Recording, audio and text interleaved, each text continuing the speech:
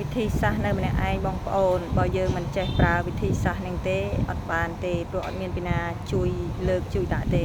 អញ្ចឹងវិធីសាស្ត្រនេះគឺជំនួយឲ្យយើងយកស្រូវទៅហាលឲ្យស្រួលដោយអត់ចាំបាច់រកគេមកជួយទេគឺវិធីសាស្ត្រនេះខ្ញុំប្រើដើម្បីជួយកម្លាំងខ្ញុំប្រើតែកម្លាំងជួយនេះទេតែបើយើងមិនបាន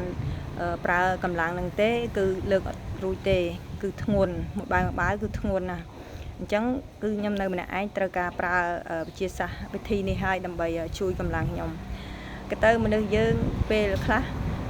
ហាយសូពេលខ្លះមកជាកម្មករពេលខ្លះជាសំណង់អានេះជាជីវិតម្យ៉ាងដែរតាបងប្អូនជីវិតយើងដល់អញ្ចឹងគឺមានន័យម្យ៉ាងដែរ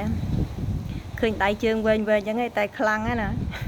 អ្នកខ្លះឃើញទូចស្គមអញ្ចឹងការពិតខ្លាំងឃើញទេឥឡូវមើលបងប្អូនមើលសភាពការខ្ញុំធ្វើម្នាក់ឯង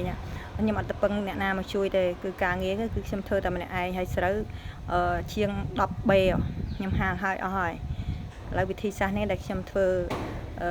ខ្លួនឯងដើម្បីជំនួយការរបស់ខ្ញុំអញ្ចឹងបានឧបករណ៍មួយនោះជាជំនួយការធ្វើឲ្យខ្ញុំ